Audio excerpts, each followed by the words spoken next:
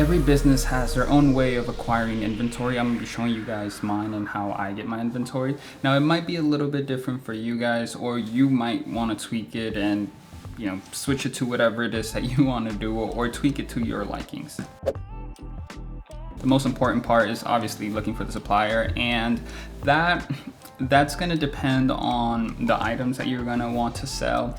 So if you have no clue, if you don't know anything about suppliers, don't know where to buy stuff, don't know where to get stuff, and you're just coming into this completely new, then you're gonna have to do your research. You're gonna have to go on Craigslist, you're gonna have to go on Facebook, on OfferUp, on just anywhere where you can, where they have local markets where people advertise products that they sell locally. Because what happens is that sometimes suppliers, they have liquidation stores, or they sell the pallets, and you can go ahead and build relationships that way, and then you could talk to those suppliers, and then they might point you in another direction because they have other connections. So that's how you start building that network. There's no magic formula. You all of a sudden come in and then just bam, start making money. You build your network slowly, and you have to make sure you have a business that's able to take in all that inventory that you're bringing in. But that's essentially how you build your network, just going out looking for suppliers and just talking with them. Actually, the way that I started building my network was exactly that same way. And now I get certain discounts, I get first dibs, or I get called before anybody else to go look at the pallets. Or if there's only a limited amount of inventory, I'm usually one of the first people to get called to go look at the inventory, just because I built that connection and that relationship with my supplier. So that's what you want to do. Maybe you're gonna go through 10, 20 suppliers, and you're only gonna like 4 or 5 of them. So make sure that you build your relationship with those 4 or 5. You want to be looking for liquidation pallets, Amazon returns, Walmart returns, just depends on what it is that you're trying to sell. If you're not trying to go with the returns, maybe you're trying to go into car parts, or maybe you're trying to sell, I don't know, outdoor equipment. So then you're gonna have to look for suppliers that sell that type of merchandise. And I don't order any products. I don't order from any online websites, just because you have to pay for shipping. And since I live in SoCal, I could just grab a truck and go ahead and pick up the inventory. Well, there's a lot of suppliers where I'm located, and I am fortunate enough that I could go rent a truck and grab the inventory. And when it comes time to selecting, there's really no way to choose the right palette. The thing that you guys should keep in mind is there's not gonna be a particular palette that you need to look out for. If that supplier is good, most of their palettes you're gonna be making money on.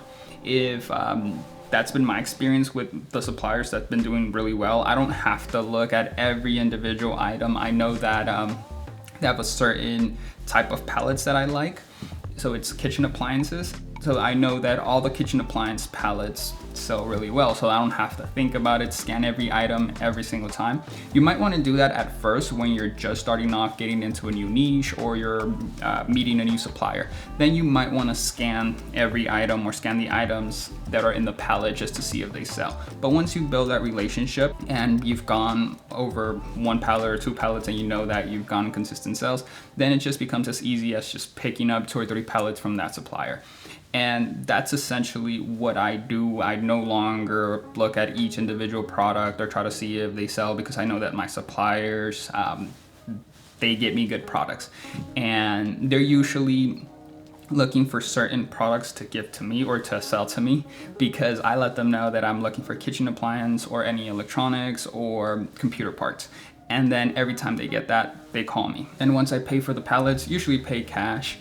Most of the suppliers require cash, or if they accept credit cards, they usually end up charging you a small fee, or they ask, some suppliers ask for a seller's permit, a wholesaler's permit.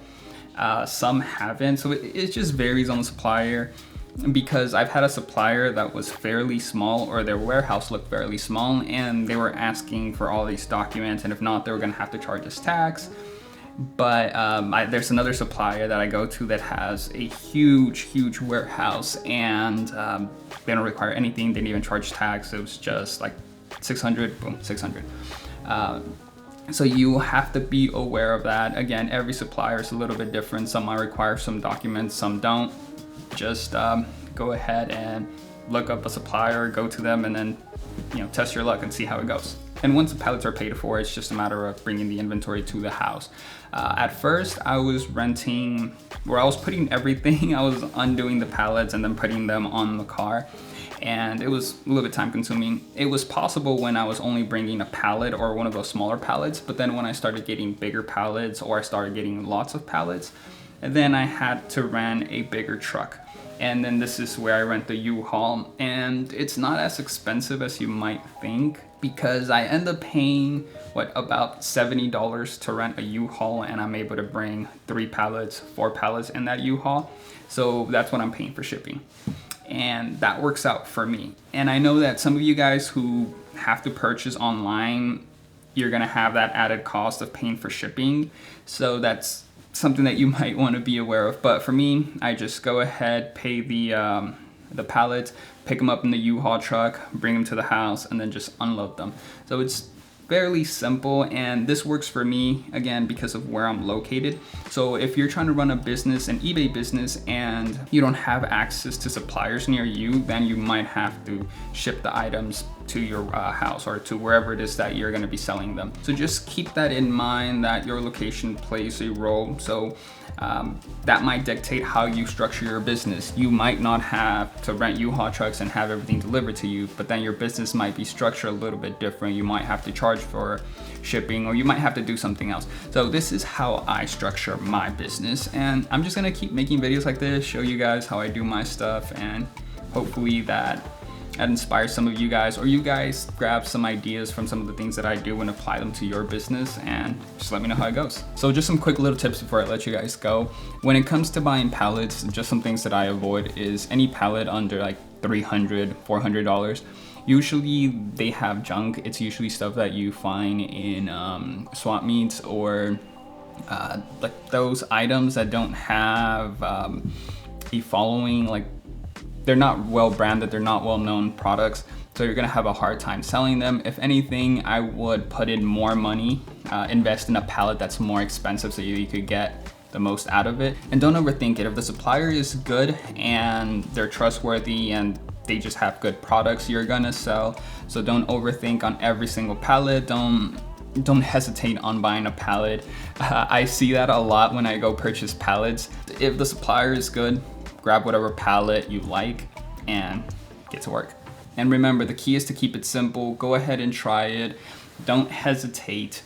And if it doesn't work out, fuck it. You tried it, and you might be able to adjust. Now you know what not to try, or you know what to avoid, or you'll figure out something. But just go ahead and get started.